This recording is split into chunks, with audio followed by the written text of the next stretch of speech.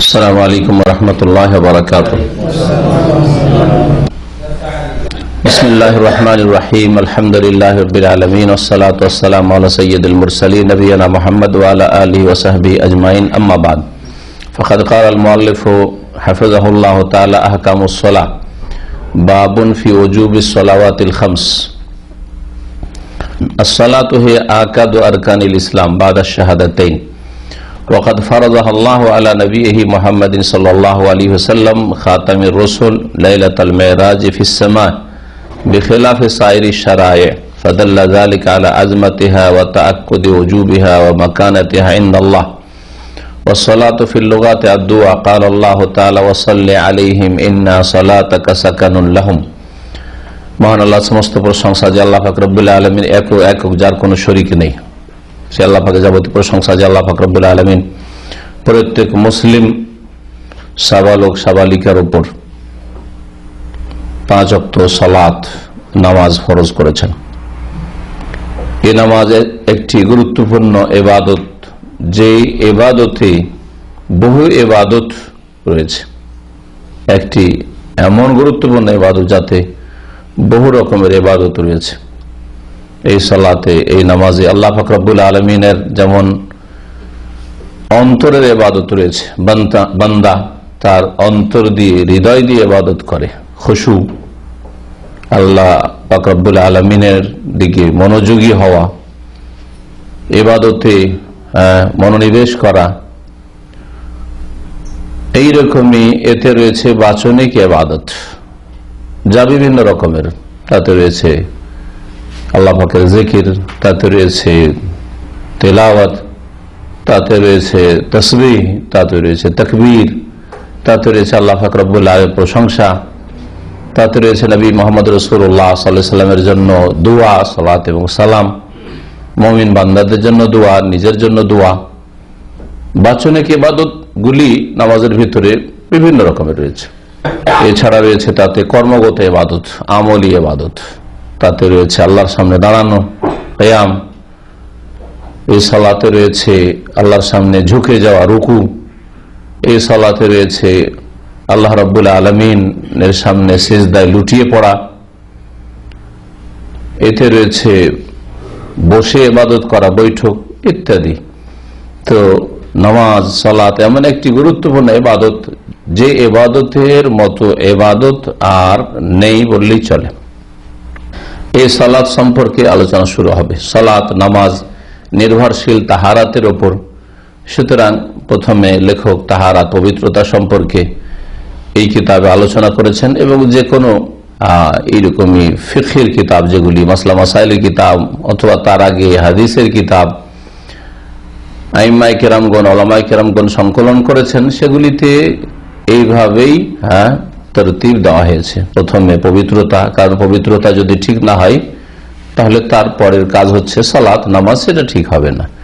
যার ফলে আগে পবিত্রতা সম্পর্কে জানা, তাহারাত, ওযু, গোসল, তায়াম্মুম, শরীরকে পাক পবিত্র রাখা, কাপড়কে পাক পবিত্র রাখা, নামাজের সালাতের স্থানকে পাক পবিত্র রাখা, হাদাস আভ্যন্তরীণ নাপাকি থেকে পাক পবিত্রতা, নাজাস নাপাক বস্তু থেকে পাক রাখা, পাক থাকা, এ সমস্ত বিষয়গুলি বিস্তারিত আলোচনার পরে এখন সালাতের আলোচনা শুরু হচ্ছে। লেখক বলছেন আহকামুস সালাত, সালাতের বিধিবিধান। আহকাম হুকমের বহুবচন, হুক একটি বিধান আর আহকাম অনেকগুলি বিধান। তো এই অধ্যায়ে নামাজ সংক্রান্ত অনেকগুলি হুকুম আহকাম রয়েছে, বিধিবিধান রয়েছে। প্রথম আলোচনা হচ্ছে বাবুন ফি ওজুবিস সালাওয়াতিল খামস। এই অধ্যায় হচ্ছে 5 ওয়াক্ত সালাত নামাজের আবশ্যকতা, অপরিহার্যতা, ফরজ হওয়া সম্পর্কে। 5 ওয়াক্ত নামাজ ফরজ। লেখক ওজু শব্দটি ব্যবহার করেছেন, কারণ ওয়াজিব মানে হচ্ছে ফরজ।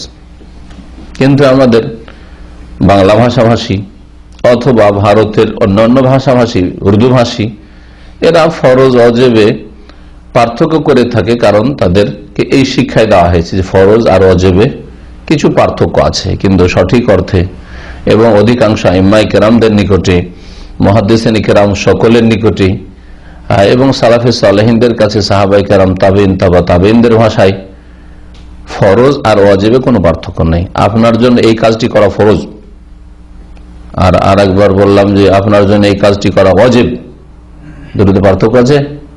মানে বাধ্যতামূলক করতেই হবে আপনাকে, তাই না? তো ফরজ আর ওয়াজিবে আসলে কোনো পার্থক্য নেই। ওয়াজাবা আর ফরদা, ফরেজা দুটো একই অর্থে। অনেকে অনুবাদ করতে গিয়ে আরবির অনুবাদ ওই বাংলাতে আরবির মতো করে রেখে দেয়। কারণ একটি ইসলামিক বইয়ে আরবি থেকে তর্জমা করেছে একজন অনুবাদক, তো তাতে রয়েছে যে 5 ওয়াক্ত সালাত, as-salatul khamsu ওয়াজিবাতুন আলা কুল্লি মুসলিম, 5 ওয়াক্ত সালাত ওয়াজিবাতুন শব্দ আছে, তর্জমা করেছে যে 5 ওয়াক্ত সালাত ওয়াজিব। একজন বাংলা ভাষী পড়ে নিয়ে আর সে বলছে যে এত বড় ভুল, কিতাবে এত বড় ভুল, যে বলছে যে 5 ওয়াক্ত নামাজ ওয়াজিব। 5 ওয়াক্ত নামাজ ওয়াজিব না ফরজ? তা আসলে যেই জাতি যেই ভাষা দিয়ে বুঝে ওই জাতিকে ওই ভাষা দিয়ে বুঝাইতে হয়। হাদ্দিসিন নাস আলা কদরি উকুলিহিম, আলী রাদিয়াল্লাহু তাআলা আনহু তিনি বলেছেন যে মানুষ যে যেমন বুঝে, যতটা বুঝে তাকে ওইভাবে বুঝাও। তাদের জ্ঞান যতটা কবুল করে ততটা তাদেরকে বলো, আর তার অতিরিক্ত যদি বলা যায় অথচ তাদের বিবেকে ধরে না, তাহলে তুমি কি চাও যে তোমার এই কথার ভুল বলার কারণে তথ্য ঠিক কিন্তু বলার ভঙ্গিমা ভুল, অথবা যেই ওজনের কথা বলছেন এই ওজনও বহন করার মতো যোগ্যতা নেই যাদেরকে বলছেন, তাহলে কি চাও যে তারা অজ্ঞতার কারণে আল্লাহ এবং রসুলকে অস্বীকার করবে? দ্বীনের বিধান, আল্লাহ এবং রসুলের কথাকে অনেক সময় অস্বীকার করে ফেলবে অজ্ঞতার কারণে, যার ফলে মানুষের জ্ঞান যতটা কবুল করে ততটাই বলতে হয়। আমাদের দেশের মানুষ 5 ওয়াক্ত নামাজ ফরজ বুঝে, ওই ফরজ ভাষা দিয়ে বুঝাইতে হবে। যদি 5 ওয়াক্ত নামাজ ওয়াজিব, কথা ভুল নয়, কিন্তু বাঙালিদের কাছে ভুল, সুতরাং ওই জাতিকে বিভ্রান্ত করে লাভ নাই যে জাতি বুঝে না। তবে ধীরে ধীরে ধীরে ফরজ আর ওয়াজিবের পার্থক্য নেই, এই প্রাথমিক এইভাবে মানুষকে যখন বুঝিয়ে উঠাবেন তারপরে তখন বলবেন তো কাজ হবে।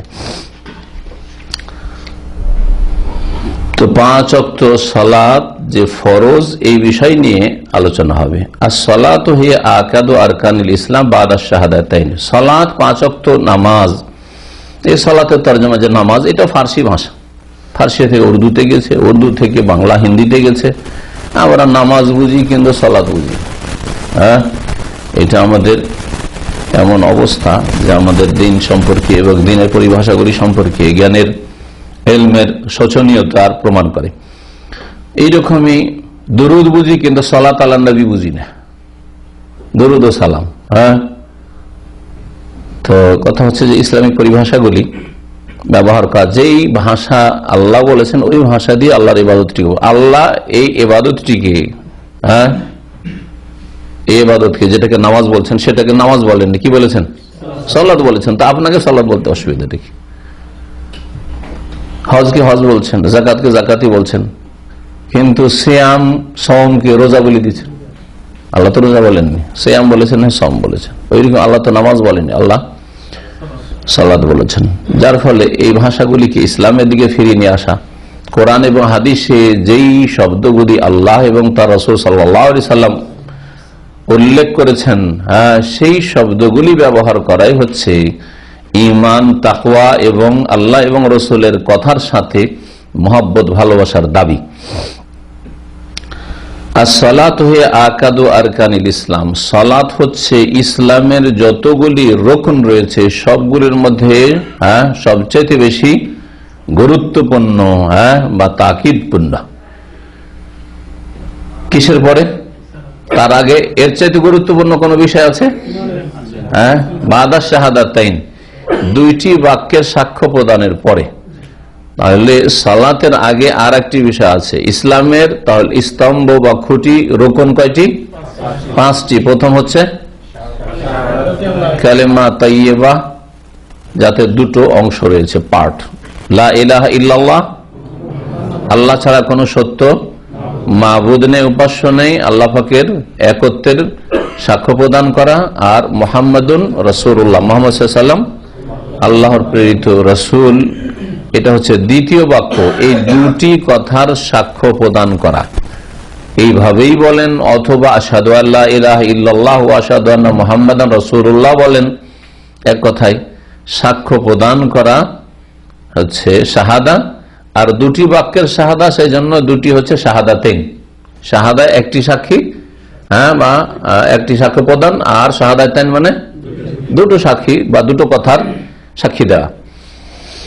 তো এই কালিমা আর সাক্ষ্য প্রদান করার পরে সবচেয়ে গুরুত্বপূর্ণ ইসলামের খুঁটি বা রুকন বা স্তম্ভ হচ্ছে 5 ওয়াক্ত সালাত। শুধু সালাত বলবেন না, যে এক ওয়াক্ত পড়ে ও বলছে আমি তো খুঁটি ঠিক রেখেছি, তাই না?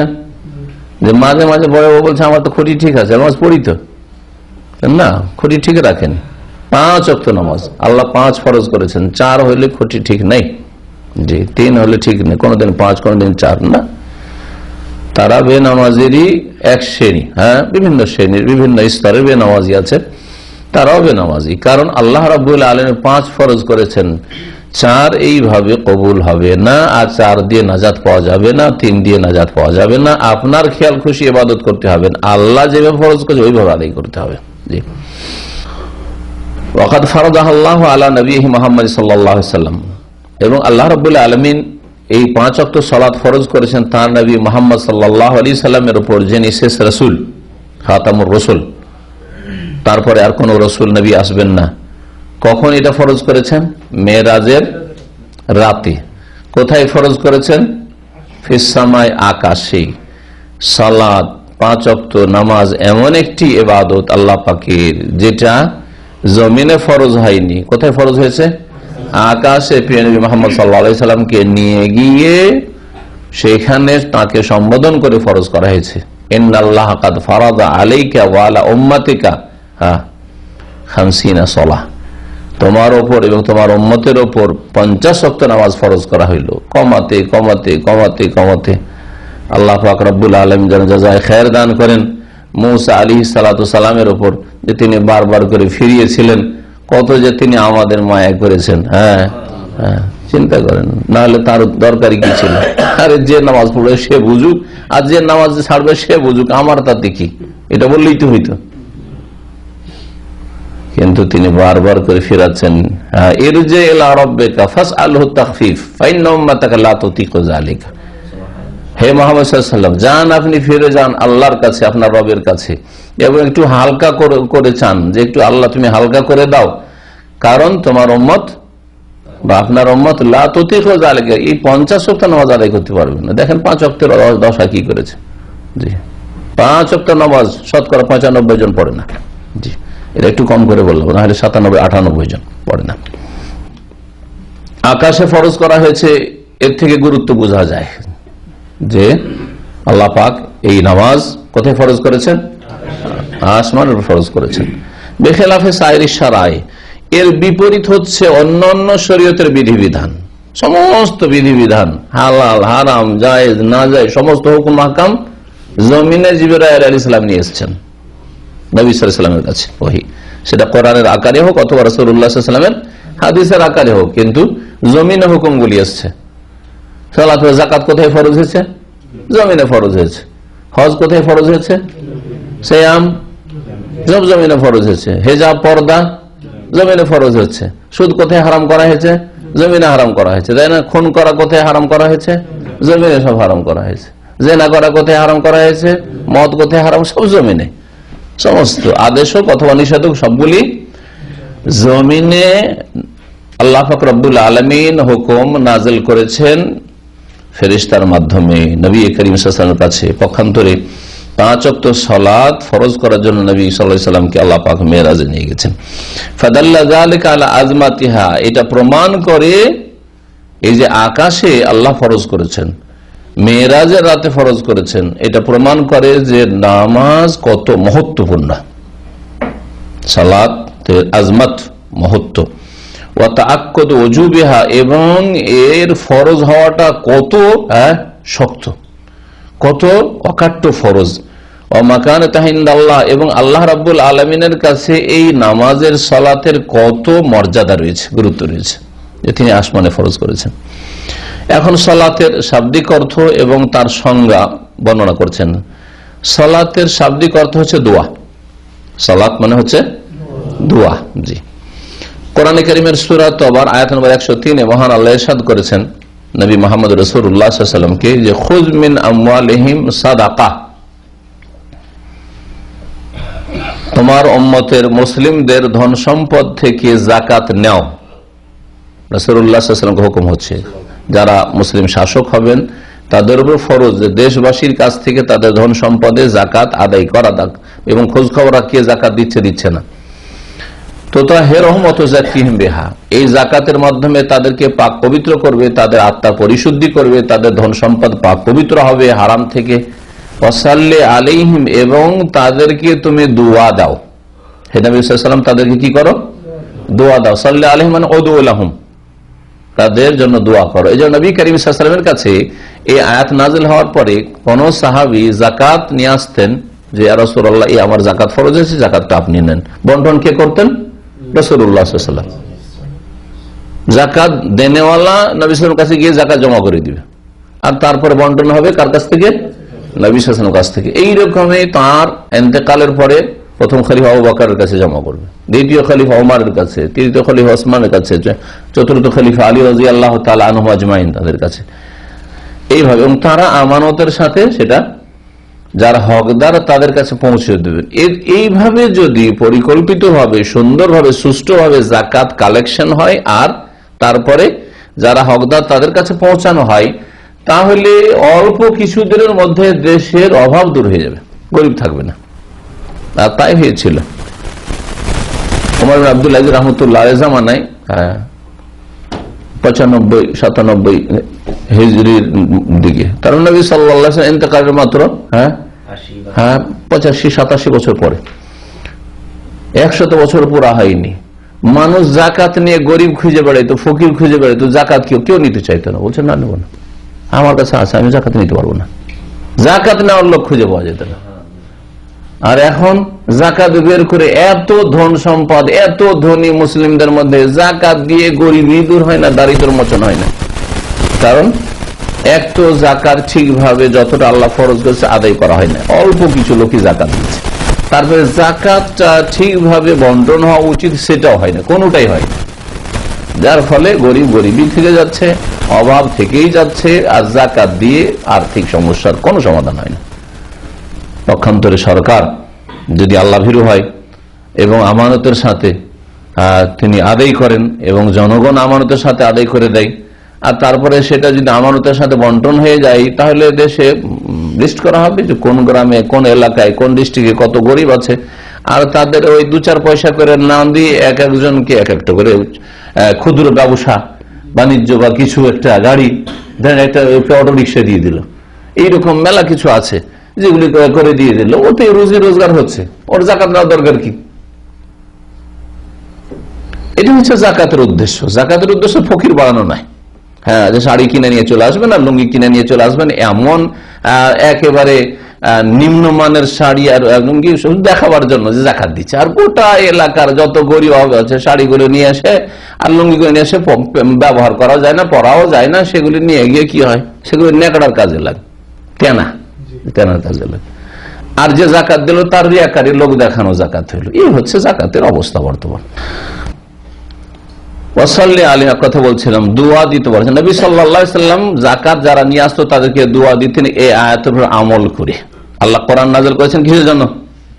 তেলাওয়াত করার জন্য না, 10 নাকি করে পাওয়ার জন্য। এই তো আজকাল অধিকাংশ মুসলিমদের অবস্থা, কোরআন শুধু মসজিদে রাখা থাকবে, বাড়িতে রাখা থাকবে, আর সকাল বিকাল একটু মাঝে মাঝে তেলাওয়াত, মানে রমজান একটা খতম, আর 1 হরফে 10 নাকি, ব্যাস। না, এই জন্য আল্লাহ কোরআন নাযিল করেননি। কোরআন নাযিল করেছেন আমল করার জন্য।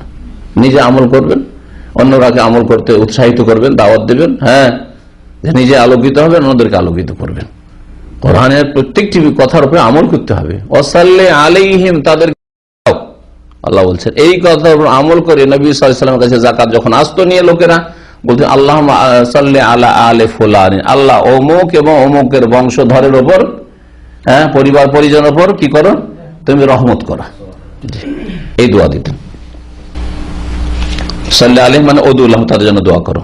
শরীয়তের ভাষায় সালাত নামাজ কাকে বলে? ওমান হাফিজ শরিয়া, শরীয়তের ভাষা মানে সংজ্ঞা নামাজ সালাত কাকে বলে? বলছে আকওয়ালুন ওয়া আফআলুন, কতিপয় কথা এবং কাজের নাম। সালাতের মধ্যে কি রয়েছে? বেশ কিছু কথা আছে, হ্যাঁ, বাচনিক ইবাদত। আর কি রয়েছে? আফআলুন, কিছু আমল আছে, কর্ম আছে।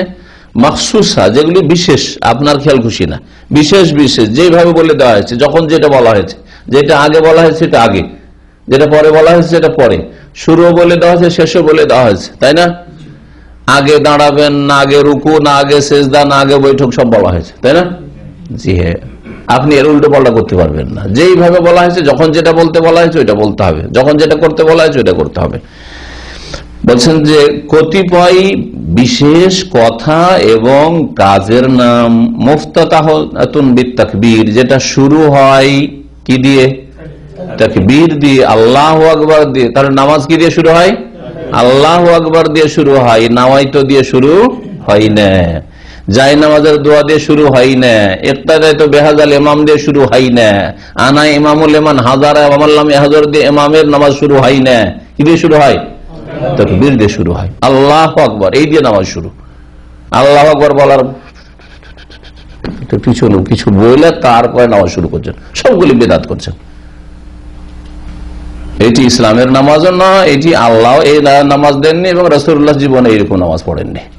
নামাজ শুরু হয়ে যাচ্ছে, ওইদিকেও পড়তে আছে, কিছু পড়তে আছে, বেদাত করতে আছে, কয়েক বেদাত করার পরে তারপরে তখন আল্লাহু আকবার বলবে। এই নামাজ তো আল্লাহ নাজিল করেননি। শুরু হবে তাকবীর দিয়ে, মুখতাতামাতুন বিতাসলিম, এবং সম্পন্ন হবে, খতম হবে, শেষ হবে কি দিয়ে? সালাম দিয়ে। শেষ হবে সালাম দিয়ে, বলা শেষ হবে মোনাজাত দিয়ে, বলা যায় মোনাজাত দিয়ে শেষ হবে না, সালাম দিয়ে শেষ হবে। এই এতটুকু হচ্ছে সংজ্ঞা। এমন কিছু কথা কাজের নাম, এমন কিছু বিশেষ কথা কাজের নাম যেটা শুরু হয় তাকবীর দিয়ে আর শেষ হয় সালাম দিয়ে। তার সাথে সাথে অন্তরের ইবাদত রয়েছে, যাতে করে খুশুটা চলে আসে। কারণ আপনার এটা বাহ্যিক সালাতের সংজ্ঞা হয়েছে, ফিকার ভাষায় হয়েছে, কিন্তু আরেকটা যেটা এর চেয়ে গুরুত্বপূর্ণ, যেটা সালাতের নামাজের রূহ, আত্মা। যেমন আমাদের শরীরে দুটো জিনিস রয়েছে, একটা হচ্ছে আমাদের বডি, হ্যাঁ, মাথা থেকে পা পর্যন্ত অনেকগুলি অঙ্গ প্রত্যঙ্গ আছে, ওর মাঝে কিছু হাড্ডি আছে, হাড় আছে, কিছু গোস্ত আছে, কিছু শিরা উপশিরা আছে, কিছু রক্ত আছে ইত্যাদি, তাই না? এটার নাম দেহ, বডি। আর একটা জিনিস আছে, ওটা ওর না, ওটার নাম হচ্ছে রূহ, আত্মা। কিসের দাম বেশি? বডির দাম বেশি, তাই না? বডিতে তো মেলা কিছু, রূহ একটা, রুহকে ভাগ করতে পারে, রুহের মধ্যে এই আছে, ওই আছে, ওই আছে, এতগুলি জিনিস আছে, বলতে পারবেন? রুহ একটা, ওই একা। আর বডি, হ্যাঁ, 360টা জোট আছে। সুবহানাল্লাহ, এতে কত কি যে আছে, কত কি যে আছে মাথা থেকে পা পর্যন্ত। তারপরে মূল্য সাধারণ মানুষও বুঝতে পারছেন যে কিসের মূল্য বেশি? রুহের মূল্য বেশি। এখন নামাজে ওইটা বুঝতে হবে। নামাজে একটা হচ্ছে বাহ্যিক ইবাদত, হ্যাঁ, কিছু কথা বলছেন, আউযুবিল্লাহ, বিসমিল্লাহ, সানা, তাকবীর, হ্যাঁ, সুবহান রাব্বিয়াল আযীম, সুবহান রাব্বিয়াল আলা, সূরা ফাতিহা, তিলাওয়াত, হ্যাঁ, ইত্যাদি, আত্তাহিয়াত, দুরুদ, হ্যাঁ, আসসালামু আলাইকুম রাহমাতুল্লাহ, এগুলোই না বাচনিক ইবাদত। আর কিছু কর্মগত ইবাদত, দাঁড়াইলেন, ঝুঁকলেন, রুকু করলেন, সিজদা করলেন, বৈঠক করলেন, সালাম ফিরলেন, তাই না? এগুলি হচ্ছে কর্মগত ইবাদত। এতগুলি ইবাদত একদিকে রাখেন, আর একটি ইবাদত মাত্র, সেটা হচ্ছে খুশু। খুশু কোনটা বেশি মজবুত? হ্যাঁ, কোনটা বেশি গুরুত্বপূর্ণ? হ্যাঁ, তো খুশুবিহীন, বিনয়ী হয়ে এবং একাগ্রতার সাথে ইবাদত করা, মনোযোগী হয়ে ইবাদত করা, এমন ভাবে ইবাদতে, আল্লাহর ইবাদতে ডুবে যাওয়া যে যেন আল্লাহকে আপনি দেখতে পাচ্ছেন। কমপক্ষে এতটুকু যে আল্লাহ আপনাকে সবসময় দেখছেন, আর আল্লাহর সামনে এখন হাজির হয়েছেন আপনি। দুনিয়ার সমস্ত রকমের সম্পর্ক থেকে একেবারে ছিন্ন হয়ে, সম্পর্ক ছেদ করে এক আল্লাহর সাথে সম্পর্ক কায়েম করা, এর নাম হচ্ছে নামাজ। এমন অবস্থায় নামাজ পড়তে আসলেন, ওইদিকে, হ্যাঁ, স্ত্রী কে ছেড়ে এসছেন, ওর কথা মনে পড়ছে। আবার ছেলে মেয়েগুলিকে ঢুকেছিলেন বাড়িতে, আদর করছিলেন, ওদের কথা মনে পড়ছে যে কখন তাড়াতাড়ি যাব, আবার ওদেরকে আদর করব। আবার ওইদিকে পয়সার হিসাব নিকাশ করছিলেন, ওইগুলো মগজে ঢুকে আছে। দুনিয়া ঢুকে আছে, ব্যবসা বাণিজ্য যে যা কাজ করেন সব ঢুকে আছে মগজে, কলবে। আর তারপরে আপনার বডিটা শুধু নামাজ পড়ছে, দাঁড়াচ্ছে, রুকু করছে, সেজদা করছে, বৈঠক করলো, নামাজ পড়লো। অধিকাংশ মুসলিমদের নামাজ হচ্ছে এরকম, আত্মাবিহীন নামাজ। খুশুবিহীন নামাজ হচ্ছে আত্মাবিহীন দেহ। আত্মাবিহীন দেহের নাম হচ্ছে জীবিত নাকি মৃত। মৃতকে তাড়াতাড়ি দাফন করা, একে রাখা যাবে, যতই প্রিয় ব্যক্তি হোক না কেন, যতই প্রিয় ব্যক্তি হোক, তাড়াতাড়ি দাফন করো, একে আর রাখা চলবে না, না হলে গন্ধ ছড়িয়ে যাবে, অসুস্থ হয়ে যাবে লোকজন। ঠিক তেমনই আপনার নামাজ যদি খুশুবিহীন হয়, তো এই নামাজ হচ্ছে মৃত নামাজ, মাইয়িত, কোনো মূল্য নেই। বডির নামাজ পড়া, অধিকাংশ লোকের বডির নামাজ পড়া, শুধু বডি আছে নামাজের। জি, আল্লাহ পাক যেন খুশু পয়দা করার তৌফিক দান করেন। এই জন্য আল্লাহ রাব্বুল আলামিন সূরা মুমিনুনের শুরুতে বলেছেন, কাদ আফলাহাল মুমিনুনা আল্লাযীনা হুম ফি সালাতিহিম খাশিউন। ওই সব মুমিনরা সফল কাম হবে, ওদের জন্য জান্নাতুল ফিরদাউস রয়েছে। তারপরে কয়েকটি আয়াত পরে বলছেন, কয়েকটি গুণ বয়ান করার পরে, যারা তাদের নামাজে সালাতে খাশিউন, বিনয়ী, একগ্র, তার সাথে তারা সালাত আদায় করে খুশুর সাথে, তাদের অন্তরের ইবাদত সুন্দর আছে। এটা হচ্ছে আসল কোয়ালিটির নামাজ।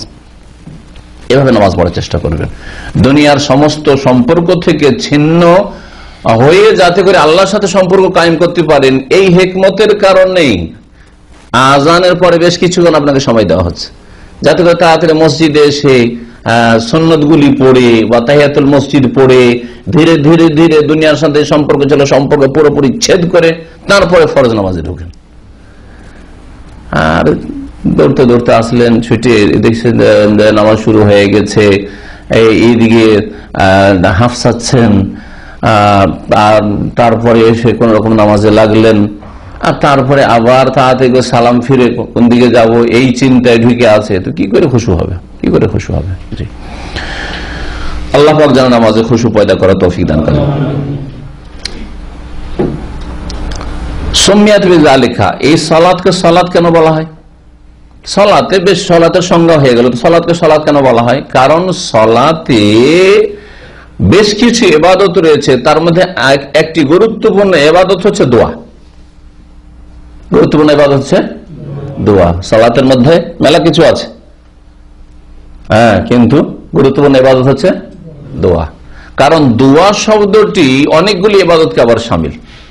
সবচেয়ে গুরুত্বপূর্ণ বললাম খুশু, আর তারপরে গুরুত্বপূর্ণ হচ্ছে দোয়া, কারণ অনেকগুলি ইবাদতকে দোয়া শব্দটি শামিল। সেটা চালিয়ে খুব ভালো লাগছে।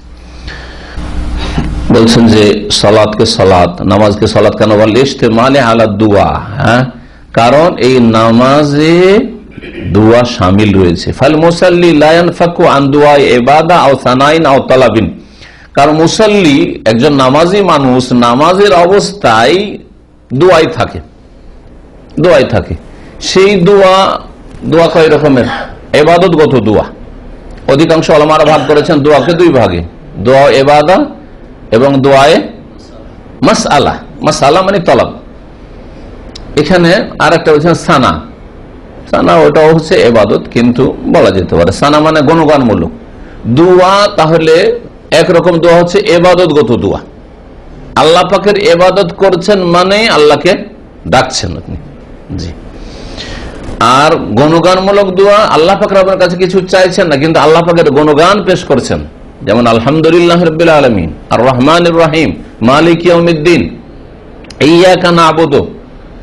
এখানে পর্যন্ত 3.5 আয়াত, 7 আয়াতের মধ্যে 3.5 আয়াতে কিছু চাইলেন না, কিন্তু দোয়া, আল্লাহ পাকের গুণগান, আল্লাহ পাকের ইবাদত। প্রথম হামদ, প্রশংসা, তারপরে তাকে রব্বুল আলামিন বললেন, বিশ্বজাহানের তুমি পালন কর্তা, মালিক এবং বিচার দিবসের একক মালিক তুমি। তারপরে রহমান বললেন, রহিম বললেন, আর কি বললেন? ইয়্যাকা না'বুদু, আল্লাহ তোমারই ইবাদত করি। আপনি স্বীকার করছেন আপনি যে তোমার ছাড়া কারো ইবাদত করি না।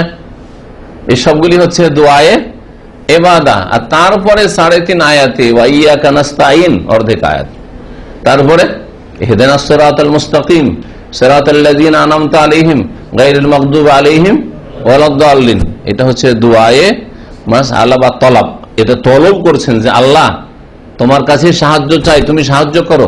ইহদিনাস সিরাতাল মুস্তাকিম, সরল পথ আমাদেরকে দেখাও। সিরাতাল্লাযিনা আনআমতা আলাইহিম, যাদেরকে পুরস্কৃত করেছো তাদের পথ দেখাও।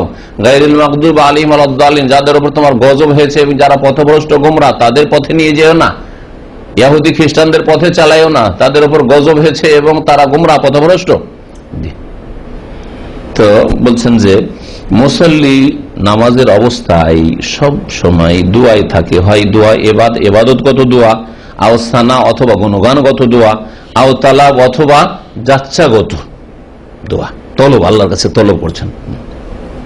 ফালিযালিকা সুমিয়াত সালাতান, এই জন্য নামাজকে সালাত বলা হয়। সালাতের শাব্দিক অর্থ হচ্ছে দোয়া, আর নামাজে শুরু থেকে শেষ পর্যন্ত প্রায় দোয়া। আল্লাহুম্মা সাল্লি আলা মুহাম্মাদ, দোয়া করছেন, নবী সাল্লাল্লাহু আলাইহি ওয়াসাল্লামের জন্য দোয়া করছেন। হ্যাঁ, আত্তাহিয়াতু লিল্লাহি, তাতে দোয়া করছেন।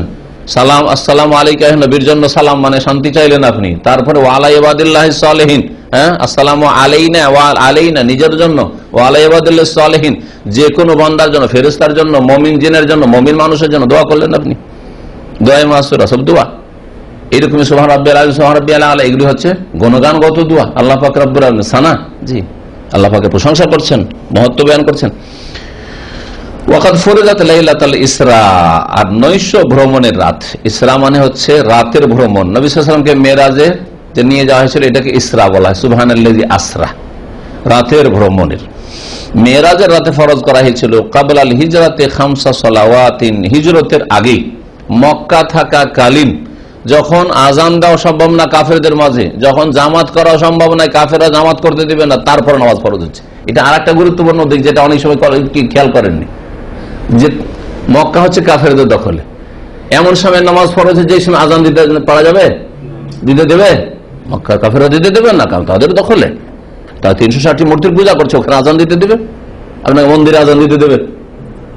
তো ঠিক ওই রকম মন্দিরের অবস্থা ছিল, সেই সময় নামাজ ফরজ হচ্ছে। তারপরে জামাত করতে দেবে, জামাত করে নামাজ পড়তে দেবে, তারপরে নামাজ ফরজ হচ্ছে। চিন্তা করেন কত গুরুত্বপূর্ণ ইবাদত। তাহলে খামসা সালাত, 5 ওয়াক্ত নামাজ ফরজ করা হয়েছে। ফিল ইয়াউমি ওয়াল দিন, রাতে, এই 24 ঘন্টায় 5 ওয়াক্ত নামাজ পড়বে। বেদুখুল আওকাতিহা, যখন নামাজের ওয়াক্ত প্রবেশ করবে, তার আগে পড়লে চলবে না, আর পরে পড়লে চলবে না। যখন নামাজের ওয়াক্ত শুরু হয়েছে তখন আপনি নামাজ পড়তে পারবেন। আলা কুল্লি মুসলিমিন মুকাল্লাফ, কার উপর ফরজ? প্রত্যেক এমন মুসলিমের ওপর যার ওপর শরীয়তের দায়িত্ব অর্পিত হয়েছে। অর্থাৎ মুসলিম হইতে হবে, তার সাথে সাথে আকেল হইতে হবে, জ্ঞান বিশিষ্ট হইতে হবে, পাগল যেন না হয়, বালেগ সাবালক হইতে হবে, তাহলে ফরজ হবে। তাআলা তার মহান আল্লাহ ইরশাদ করেন, ইন্নাস সালাতা কানাত আলাল মুমিনিনা কিতাবাম মাওকুতা, নিশ্চয়ই নামাজ প্রত্যেক মুমিনের উপর, মুমিনদের উপর ফরজ করা হয়েছে। কিতাবান মানে মাকতুবান, মাফরুজান, ফরজ করা হয়েছে।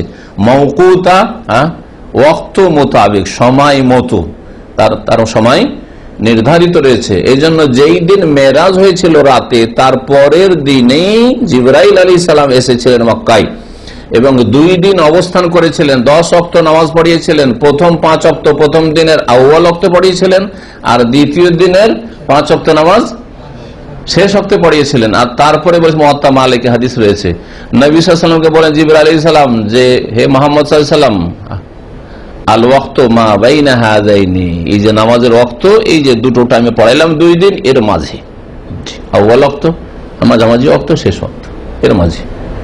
জোহরের একটা প্রথম ওয়াক্ত আছে, একটা শেষ ওয়াক্ত আছে। আসরের প্রথম ওয়াক্ত আছে, শেষ ওয়াক্ত আছে। মাগরিবের প্রথম ওয়াক্ত আছে, শেষ ওয়াক্ত আছে।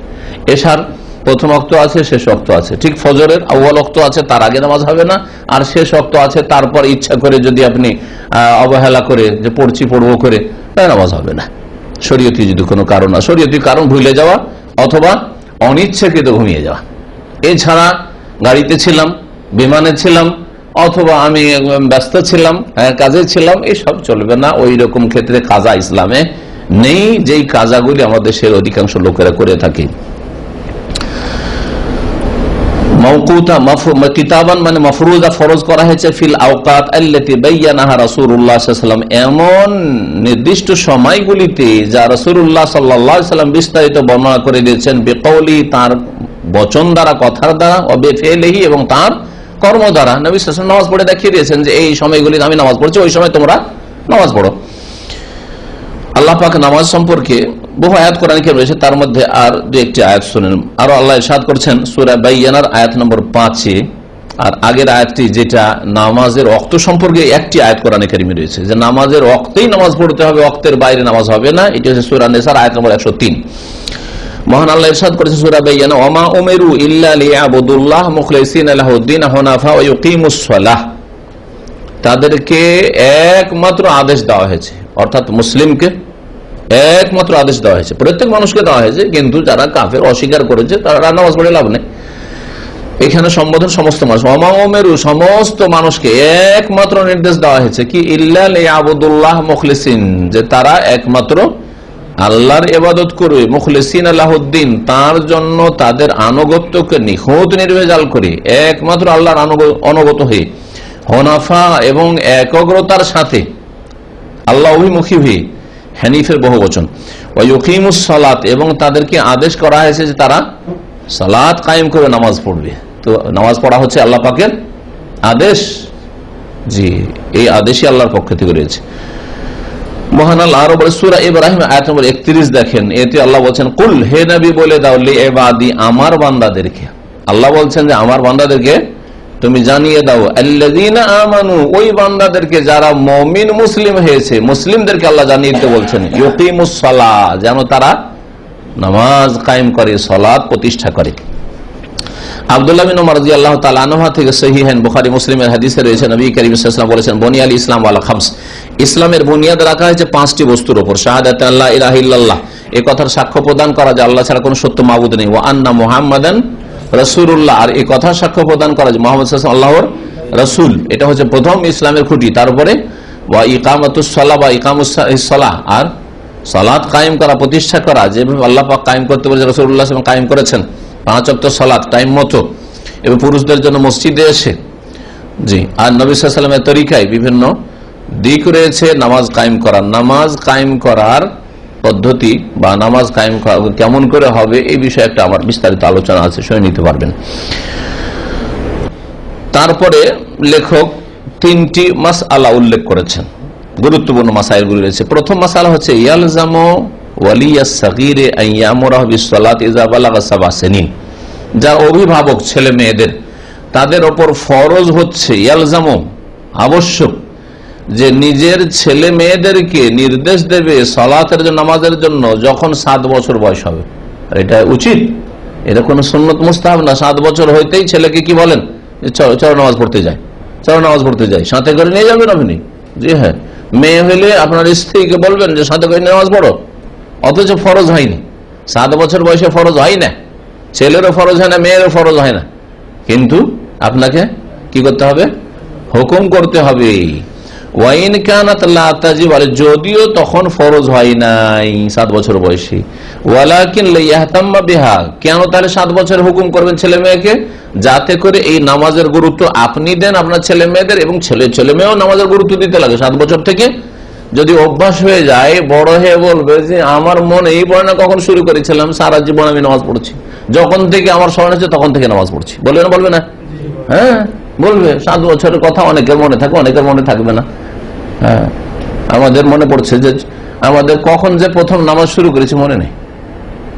তো বাপ যদি ওইরকম হয় তাহলে ঠিকই বলতে পারবো না যে কোন বয়সে শুরু করেছি, যখন থেকে মনে হচ্ছে নামাজ পড়ছি যেতাম। সে ছোট কালকার নামাজ ছোট কালকার মতো, কিন্তু নামাজে গিয়েছি, নামাজের ছোট থেকে গেছি, মনে হয় না যে অমুক সময়টায় যেতাম না, এমন একটা সময় ছিল মসজিদ যেতাম না, তারপরে যেতে লেগেছি, মনে হয় না এই কথা। এইটাই হচ্ছে উদ্দেশ্য আসলে। তাহলে ওই ব্যক্তি যেন তার ফিতরাত, প্রকৃতি, নেচার হয়ে গেছে নামাজ পড়া, আর কোনোদিন নামাজ ছাড়বে না।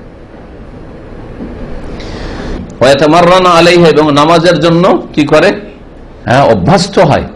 তামরিন মানে হচ্ছে এক্সারসাইজ করা, নামাজের প্র্যাকটিস, হ্যাঁ অভ্যাস হয়ে যায়।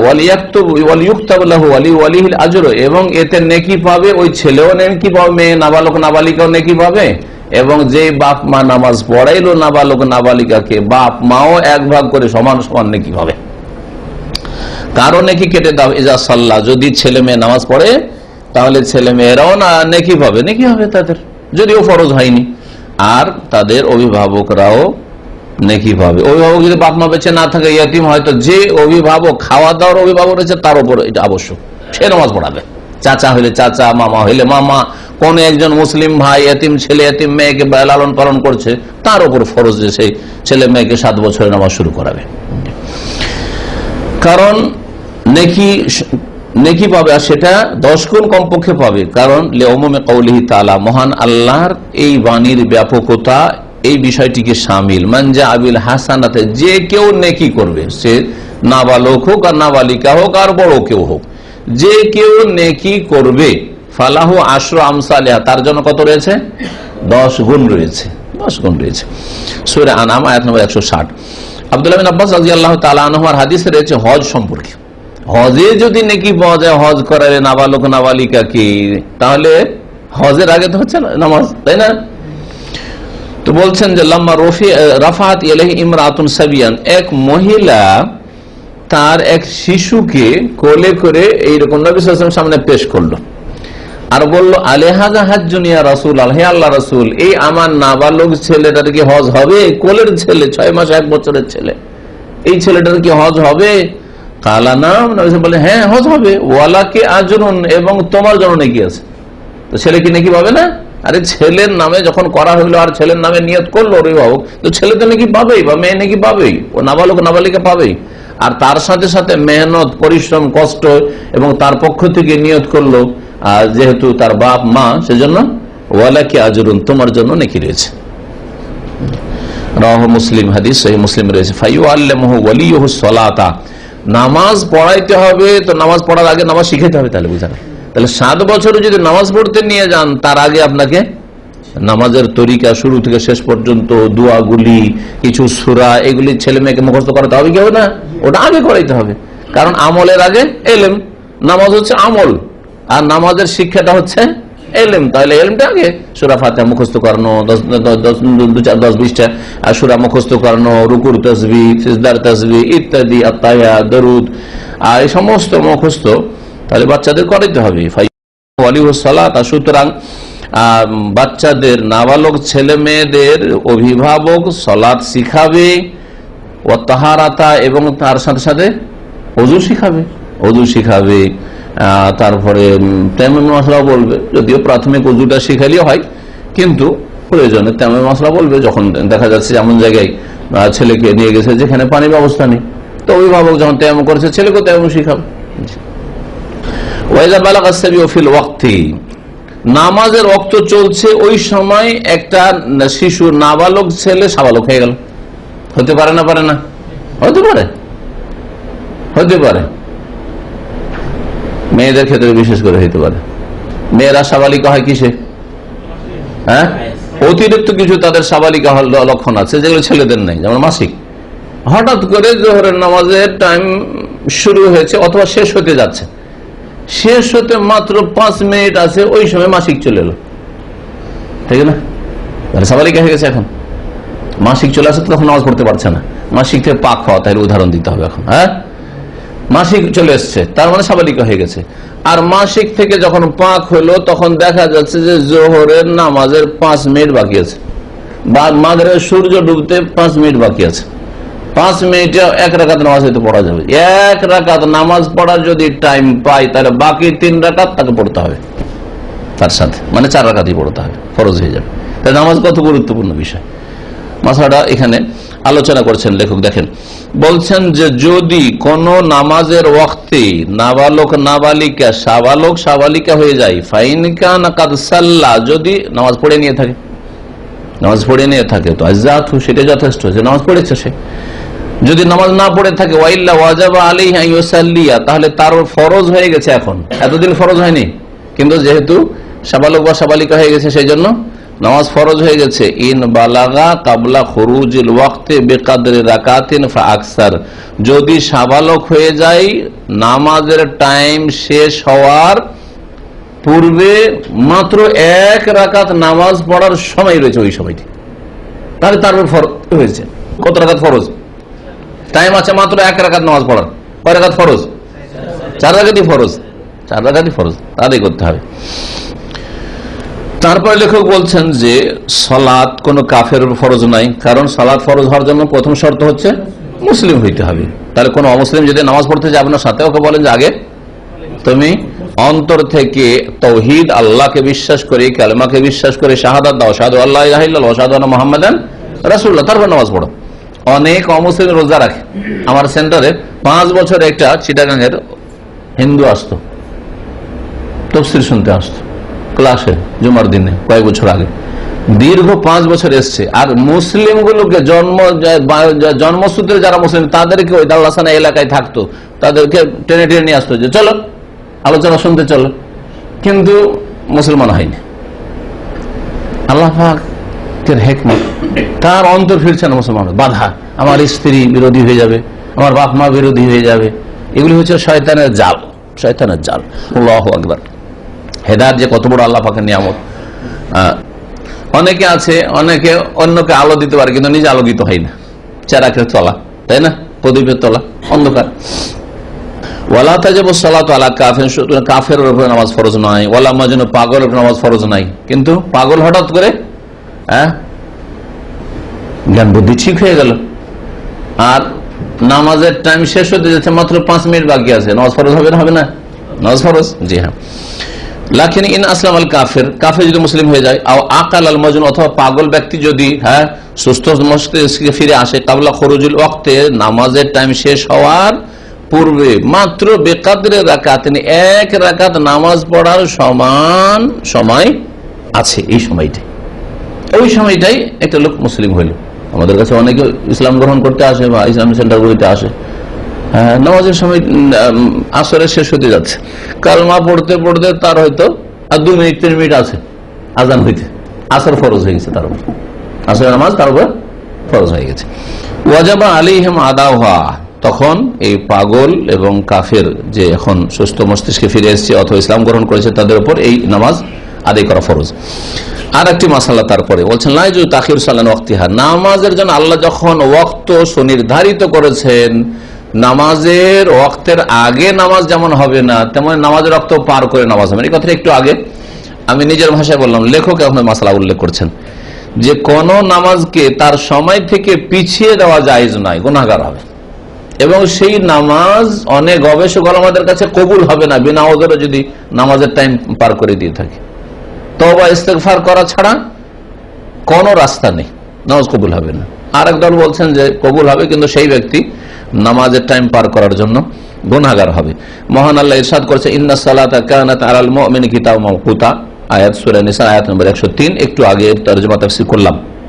নামাজের জন্য আল্লাহ পাক মুমিনদের ক্ষেত্রে ওয়াক্ত কি করেছেন, নির্ধারিত করেছেন এবং ওয়াক্তে ফরজ করা হয়েছে। মাফরুজাতান ফি আওকাতি মুআয়্যানা, সুনির্দিষ্ট সময়ে নামাজকে ফরজ করা হয়েছে।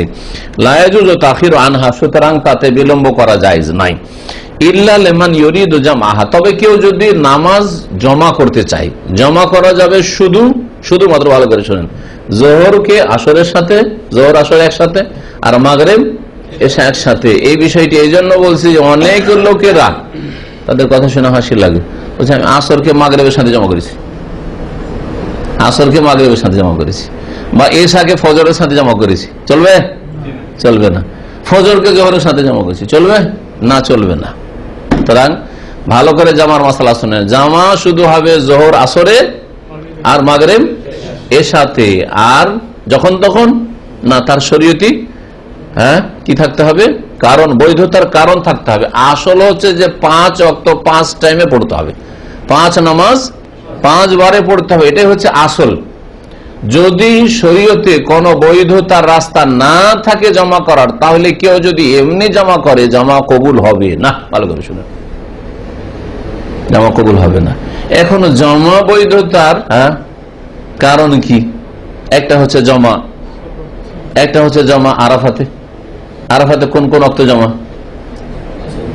যোহর আসর জমা করা, মুজদালিফায় জমা, মাগরিব এশা জমা, ঠিক আছে, এই জামা তার হাজিদের জন্য, হাজি ছাড়া অন্য হোটেলের মাল সামান বিক্রি করছে বা হাজিদের খেদমতে আছে, হজ করেনি, জমা করতে পারবে না? জমা করতে পারবে না, ভালো করে শুনে, শুধু হাজি হইতে হবে। তারপরে আর জমা, হ্যাঁ, সফরে জমা করা, সফরে জোহর আসর জমা করা আর মাগরিব এশা জমা করা। তারপরে বৃষ্টির ক্ষেত্রে, বৃষ্টি কতটা হইতে হবে এই ক্ষেত্রে সুবিধাবাদী হইলে হবে না আর কট্টরপন্থী হইলে হবে না। দুই দলই ভুলে আছে। একদল সুবিধাবাদী, একটু সামান্য বৃষ্টি হয়েছে, দিল জমা করে জোহর আসর, দিল মাগরিব এশা জমা করে দিল। আর মাগরিব এশা জমা করার পরে মজার কথাটা শুনুন, মাগরিব এশা জমা করার পরে কেনা কাটা, দোকান পাট, ডিউটি, বাজার সব চলছে। মাগরিব এশা পড়ে নিল, তারপরে বেরিয়ে গেল, রাত 11টা পর্যন্ত ঘোরাফেরা করছে মার্কেটে, জায়েজ?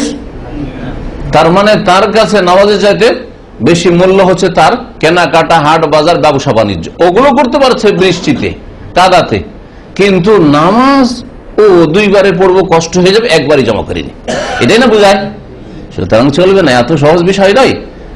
নামাজ জমা তাহলে এমন বৃষ্টিতে হইতে হবে যে বৃষ্টিতে মসজিদে যেতে আর মসজিদ থেকে আসতে মানুষের কাপড় চোপড় ভিজে যেতে পারে, অর্থাৎ আলমাশাক্কা, কষ্ট হয়, কাপড় চোপড় ভিজে যাবে, অথবা কাদা আছে, হ্যাঁ, কাদা পানি, যাতে বারবার যাওয়া যাবে না, ইত্যাদি, এইসব হইতে হবে। বৃষ্টি চলছে ওই সময়, যেই সময় জমা করছেন সেই সময় বৃষ্টি চলছে, বৃষ্টি থেমে গেছে, বৃষ্টি হয়েছে আধা ঘন্টা আগে, খুব বৃষ্টি হয়েছে, মৌসুলধারে বৃষ্টি হয়েছে, আর তারপরে যখন নামাজ পড়ছেন ওই সময় বৃষ্টি থেমে গেছে, বৃষ্টি থেমে গেছে, দিলেন জমা করে, অথচ পাকা রাস্তা, চলবে না? মোটেই চলবে না, মোটেই চলবে না। বৃষ্টি চলাকালীন ফি ইয়াউমিন মাতিরিন, হাদিসে আছে যে বৃষ্টির দিনে, একবারে বৃষ্টি চলছে, মাতির মানে ভালো বর্ষা হচ্ছে, এই নয় যে হালকা হালকা একটু বৃষ্টি হচ্ছে, এরকম নয় মোটেই। এটা হচ্ছে শরীয়তের মধ্যপন্থা। আর এক দল আছে কট্টরপন্থী, আমাদের দেশের লোকেরা, যতই বৃষ্টি হোক, যতই বৃষ্টি হোক, কি নামাজ জমা করা চলবে না, এরা হলো কট্টরপন্থী আর এরা হলো সুবিধাবাদী। এই দুটোর মাঝখানে হচ্ছে ইসলাম, মধ্যম পন্থা। ইসলাম হচ্ছে সব ক্ষেত্রে মধ্যম পন্থা, ভালো করে মনে রাখবেন। নামাজ জমা এছাড়া ভয়ের ক্ষেত্রে চলতে পারে, ভয়ের ক্ষেত্রে, যুদ্ধের অবস্থা, বারবার যাওয়া যাবে না, জোহর আসর একবার কোন রকম পড়ে বাড়িতে ঢুকে পড়ো, মাগরিব এশা পড়ে আর রাত্রে বের হওয়া যাবে না, যদি ভয় থাকে তো জমা করা যাবে। গোটা গ্রামের উপর দুশমনের হামলা হইতে পারে, বারবার মসজিদে যাওয়া যাবে না, বা যুদ্ধের ক্ষেত্রে জমা হতে পারে, তো ভয়ের ক্ষেত্রে যদি থাকে। জি, কি বলছিলাম? জমার কথা বলছিলাম, তাই না? ইল্লা লিমান ইউরিদু জামআহা, হ্যাঁ, নামাজে বিলম্ব করা যাবে না। জমা কয় রকম তাহলে? জমা করার ক্ষেত্রে জামা তাকদিম, অর্থাৎ প্রথম অক্তে দ্বিতীয় অক্তকে জমা করে নেওয়া, অথবা দ্বিতীয় অক্তে দ্বিতীয় নামাজের অক্তে আগের নামাজটিকে জমা করা, দুটোই জামা তাকদিম। তাকদিম মানে অগ্রিম জমা করা। জোহরের সময় জোহর পড়লেন, আসর পড়ে নিলেন, এটা হচ্ছে জামা তাকদিম। আর আসরের সময় জোহর পড়লেন, জামা তাখির, দুটোই জায়েজ রয়েছে। যখন আপনি ধরেন সফরে আছেন আর জোহরের সময় আপনি নেমেছেন, নামাজ নামতে পারছেন, আপনি থামতে পারছেন, তাহলে জোহরের সময়তে আসরটা পড়ে নেন, এটাই ভালো, এটাই হচ্ছে ভালো। যখন দেখছেন যে না এই সময়টায় আমার থামা সম্ভব নয় হয়তো, তখন আপনি আসরের সময় যদি জোহর পড়েন অথবা মাঝামাঝি কোনো সময় পড়েন, তাহলে জায়েজ আছে। জামা তাহলে আগেও চলবে, পরেও চলবে, তাকদিমও চলবে, তাখিরও চলবে। একমাত্র একটি মাযহাবে জামা এইরকম জামা নেই, সফর টফরে ওদের কাছে জামা সুরি, জামা সুরি সুন্নতের খেলাফ। নবী করিম সাল্লাল্লাহু আলাইহি ওয়াসাল্লাম এরকম কখনো করেন নাই। জামা সুরি মানে বাহ্যিক জমা, কিন্তু আসলে জমা নাই। ওরা বলতে চাইছে যে জোহরটাকে জোহরের একবার লাস্ট টাইমে আর আসরটাকে আসরের প্রথম টাইমে, বাহ্যিক দেখতে তো জমা হইলো কিন্তু আসলে জমা করলাম না, এভাবে যারা বলছে। তো এইভাবে নবী সাল্লাল্লাহু আলাইহি ওয়াসাল্লাম কখনো জমা করেননি যে জোহরটাকে শেষখানে নিয়ে গিয়ে ধরেন আজকাল 2:45টার সময় জোহর, আজকাল এখানে 2:45টার সময় জোহর পড়ছেন, আর যেমনই 3টা বাজলো জোহরটা পড়া হলো তেমনি আসর পড়লেন, এইভাবে নবী সাল্লাল্লাহু আলাইহি ওয়াসাল্লাম জমা করেননি। আর এই রকমের দায়িত্ব উম্মতের উপর চাপানো হয়নি। জি, আরাফার যে জমা হাজিদের, সেটা হচ্ছে জমা তাকদিম, অগ্রিম জমা, জোহরের সময় আসর পড়ে নিলেন। আর মুজদালিফার যে জমাটা হচ্ছে সেটা হচ্ছে জমা তাখির, এশার সময় এসে মাগরিব পড়ছেন, আরাফা থেকে বেরিয়ে যাবেন, মাগরিব পড়বেন না, এশাতে এসে আপনি জমা করবেন। জি, হ্যাঁ, বিলম্ব করা যাবে না। তবে যে জমা করতে চায় মা বাদাহা, পরের নামাজের সাথে জামা তাখির বিলম্বে যদি কেউ জমা করতে চায়, তার ব্যাপারটি আলাদা। এইরকমই সময়ের আগে নামাজ হবে না, তবে কেউ যদি জামা তাকদিম করতে চায় তাহলে তখন চলবে। কিন্তু এমনি কেউ যদি সকাল 10টার সময় দেখছে যে আমি এখন সফরে বেরিয়ে যাব, প্লেনে উঠে যাব, 10টার সময় জোহরটা পড়ে নি, হবে না, নামাজ হবে না। ফজরের আগে, এখানে অনেক সময় ফ্লাইট থাকে, ফজরের এখানে 10 মিনিট আগে ফ্লাইটটা উঠতে যাচ্ছে বা আধা ঘন্টা আগে আপনি নামাজ পড়লেন, পড়ে নামাজ হবে না? নামাজ হবে না। নামাজের সময় শুরু হওয়ার আগে কোনো নামাজ হবে না। ইযা কানাত মিম্মা ইউজমা, যখন ওই নামাজ জমার নামাজ হবে। ওয়াকানা মিম্মা ইউবাহু লাহুমুল জামা, আর তাদের জন্য জমাটা জায়েজও হইতে হবে, যার তার জন্য জমা জায়েজ নয়। আপনি বাড়িতে বসে আছেন আর জমা করে নিচ্ছেন, এরকম চলবে না। ফালা ইয়াজুজু বিহালি মিনাল আহওয়াল তাখিরুস সালাত আন ওয়াক্তিহা লা বিজানাবাতিন ওয়ালা নাজাসা, সুতরাং কোন নামাজকে তার যথা সময় থেকে বিলম্ব করা যাবে না, না নাপাকির কারণে। অনেক সময় গোসল ফরজ আছে, ও কে গোসল করবে, থাক সূর্য ওঠার পরে ফজরটা পড়ে নেব। হ্যাঁ, অর্থাৎ আমার দেশে পারিবারিক কাঠামোটা খুবই বাজে, গায়ের ইসলামী। একই সাথে 5 ভাই থাকছেন, বাপ মা আছে, এই রুম থেকে বাপ মা বেরোচ্ছে, ওই রুম থেকে আপনি বেরোচ্ছেন, নতুন বউ নিয়ে লজ্জাও লাগছে, কেমন করে গোসল করব, নামাজি মানুষ। তখন কি করছেন? সুবহানাল্লাহ, ভুক্তভোগীর পেরেশানি শেষ না আমাদের এই পরিবার নিয়ে। হ্যাঁ, অনেক সময় পরিবার নিয়ে লজ্জাও লাগছে গোসল করতে ছেলেকে বাপ মায়ের সামনে, যার ফলে ও গোসলও করলো না, নামাজও পড়লো না, জোহরের সময় ফজর পড়ছে। আচ্ছা, লাভে জানাবো না, পাখির কারণে চলবে না। ওয়ালা নাজাসাতে, না কাপড় খারাপ ছিল সেই জন্য জমা করছি, তাও চলবে না। ওয়ালা গায়রে যালিকা, না কোনো প্লেনে ছিলাম সেই জন্য জমা করছি, এরকম করছি, তাও চলবে। বা বিলম্ব করে নামাজ পড়ছি, চলবে না। নামাজের টাইম পার করে নামাজ পড়া যাবে না। কোন এইরকম ওজরে যে আমি নাপাক ছিলাম, অথবা আমার কাপড় খারাপ ছিল, অথবা আমি বাসে ছিলাম, ট্রেনে ছিলাম, অথবা প্লেনে ছিলাম, ব্যস্ত ছিলাম, বরং যথা সময়ে যে নামাজের নির্দিষ্ট সময় রয়েছে সেই সময় নামাজ পড়বে, যে অবস্থায় থাকুক না কেন। শেষ মাসালা হচ্ছে নামাজ ত্যাগকারীর বিধান। যদি কেউ নামাজ অবহেলা করে ছাড়ে, কেউ যদি অস্বীকার করে আমি নামাজ পড়বো না, তাহলে কাফের না? কাফের নাই, তারপরে মুসলমান নাকি? সন্দেহ আছে? আচ্ছা, কেউ নামাজ অস্বীকার করে, রোজা অস্বীকার করে, আমি রোজা রাখবো না, তাহলে মুসলমান থাকবে নাকি? না, থাকবে না। আমি হজ করবো না, মুসলমান থাকবে না। তাহলে তো নামাজের কি বৈশিষ্ট্য থাকলো? নামাজ, সিয়াম, রোজা, যাকাত, হজ এগুলির চাইতে অনেক অনেক বেশি গুরুত্বপূর্ণ। সুতরাং নামাজের বিষয়টি ভিন্ন বিষয়, ভালো করে মনে রাখবেন। কেউ যদি অবহেলা করে, হজ করবো করতে করতে এক্সিট লেগে গেল, সৌদি আরব থেকে দেশে চলে গেল, গুনাহগার হবে, কাফের হবে না। গুনাহগার হবে, কাবিরা গুনাহ, ফাসিক, কিন্তু কাফের নয়। বুঝা গেছে? একজন লোক যাকাত দিচ্ছি, অথবা একটু কৃপণতা, কিছু দিলাম কিছু দিল না, তাহলে সে কাফের হবে না, ফাসিক হবে। বুঝা গেছে? বড় ফাসিক, কিন্তু কাফের না। এইরকমই একটা লোক, খিদা লাগে খুব, আর কষ্ট হয়, পিপাসা লাগে, রোজা রাখতে পারছি না, পারলে রাখতাম, পারছি না, তাহলে সে ফাসিক, কাবিরা গুনাহ করলো, জাহান্নামে যাওয়ার কাজ করলো, কিন্তু সে কাফের, অমুসলিম নয়, মুরতাদ নয়। বুঝা গেছে? কিন্তু একটা লোক নামাজ যদি অবহেলা করে ছাড়ে, পড়বো এখনো বয়স আছে, পড়বো নামাজের কথা বলে পড়ছি অসুবিধা নেই, পড়বো, অস্বীকার করে না, তারপরও সে সঠিক মতে কোরআন এবং হাদিসের আলোকে মুসলিম নয়, কাফের। ভালো করে শুনেন, আল্লাহ এবং রাসূল সাল্লাল্লাহু আলাইহি সাল্লাম যদি কাফের বলেন, তাহলে কেউ মুসলিম তাকে রাখতে পারবেন না গায়ের জোরে। আর যদি আল্লাহ এবং তার রাসূল সাল্লাল্লাহু আলাইহি সাল্লাম না বলেন কাফের, তাহলে সারা দুনিয়ার কাফের বলাতে কিছু যায় আসে না। হ্যাঁ, বিদাতীরা কোরআন সুন্নাহর আলেমদেরকে কাফের বলছে, দাজ্জাল বলছে, তাতে কোনো ক্ষতি হচ্ছে? কোনো ক্ষতি নেই, নেকি বাড়ছে। মান তারাকা সালাতা তাহাওয়ানান, কেউ যদি অবহেলা করি, ওয়া কাসলান, অলসতা বশত, হ্যাঁ অলসতার অবহেলা করে, পড়বো নামাজ ছাড়ে, মিন গায়রে জাহাদিন, কিন্তু অস্বীকার করে না, লে ওজুবিহা, যে নামাজ ফরজ, এ কথা অস্বীকার করে। নামাজ ফরজ ঠিকই পড়তে হবে।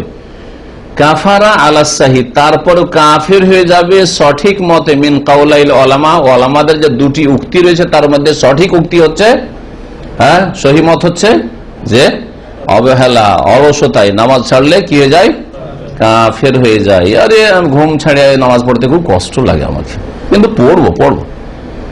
মুসলিম না কাফের? সঠিক মতে কাফের হয়ে যায়। বাল হুয়া সওয়াব, লেখক বলছেন বরং এটাই হচ্ছে সঠিক মত, আল্লাযী তাদুল্লু আলাইহিল আদিল্লাহ, যা অনেকগুলি দলিল প্রমাণ করে, একটা দলিল না, অনেক দলিল কোরআন হাদিসের প্রমাণ করে যে অবহেলা করে অলসতায় নামাজ যারা ছাড়ে তারা কাফের, মুসলিম থাকে না।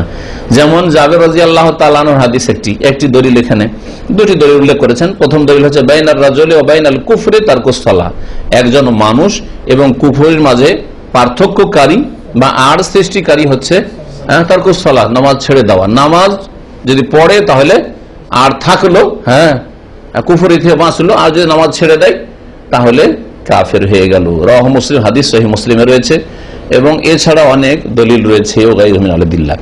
বুরায়দা রাদিয়াল্লাহু তাআলা আনহু থেকে বর্ণিত আরেকটি হাদিস রয়েছে, নবী করিম সাল্লাল্লাহু আলাইহি ওয়াসাল্লাম বলেছেন, আল আহদুল্লাযী বাইনানা ওয়া বাইনাহুমুস সালাহ, যেই চুক্তি হবে আমাদের মাঝে এবং তাদের মাঝে, অমুসলিমদের মাঝে, তারা যদি ইসলাম গ্রহণ করতে চায় সেটা হচ্ছে as-সালাত।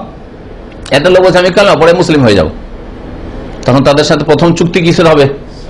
যাকাত দিতে হবে, রোজা রাখতে হবে না, এগুলো বলতে হবে না, আস্তে আস্তে। কিন্তু প্রথম যেটা বলতে হবে সেটা চলো নামাজ পড়তে যেতে হবে। আমি কলমা পড়বো কিন্তু আমি নামাজ পড়বো না, তাহলে তার কালেমা কবুল করবেন না।